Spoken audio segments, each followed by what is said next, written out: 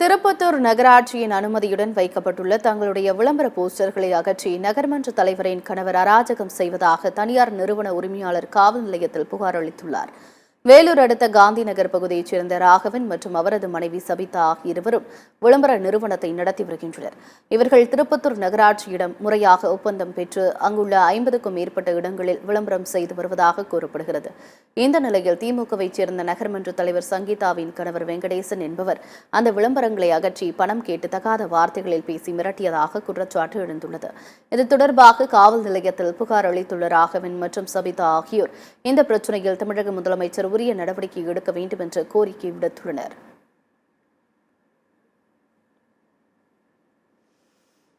இல்ல பர்மிஷன் வாங்கிட்டு நான் ஒரு தொழிலை பண்ணக்கூடாதுன்னு சொன்னா அப்ப நாங்க எல்லாம் என்ன பண்றது? எங்களுக்குலாம் புள்ள குட்டி இல்லையா? நாங்கெல்லாம் படிக்க வைக்க வேணாவா? சொல்லுங்க. இந்த காசை இந்த மாதிரி ஏதோ நாங்க கஷ்டப்பட்டு தான் நாங்க சம்பாதிக்கணும்னு நினைக்கிறோம். தப்பா போய் ஒன்னும் இது பண்ணலையே. சொல்லுங்க. ஒரு பொண்ணை முன்னாடி வரக்கூடாது, ஒரு சமூகத்துல முன்னாடி வந்தா இந்த மாதிரி